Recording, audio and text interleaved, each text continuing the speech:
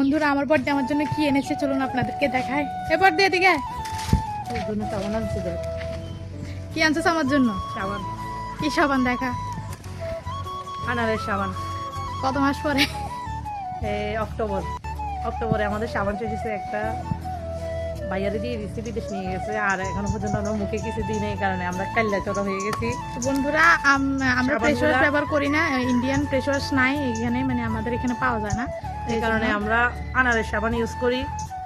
এগুলো অনেক ভালো, এগুলো মুখে এগুলোর মধ্যে আবার অরিজিনাল আছে, আবার এরকম ডুপ্লিকেটও সাবান আছে আর কি। আগের বার আমাদের একটা সাবান ভালো করে নাই, 3টা আনাইছিলাম, এখন 4টা আনাইছি। 4টা ওনাকে বলছি চেক করে দেওয়ার জন্য পেজ থেকে, উনি 4টা সাবানই চেক করে দিছে। এখন ভালো করছে সবগুলাই। হ্যাঁ, এখন আমিও চেক করে নিছি। এগুলা দেখতে যেমন সুন্দর, আনার খেলে যেরকম মিতার মুখ গ্লো করে, তেমনি সাবান এটা ইউজ করলো মিতার মুখটা খুব গ্লো করে। মিতা খুব খুশি এখন। এটা আমাদের প্রায় 7-8 মাস চলে যাবে। একটা সাবান প্রায় আমাদের 2 মাস যায় আর কি। 7-8 মাসেরও বেশি যায় একসাথে। ভালো করছিস।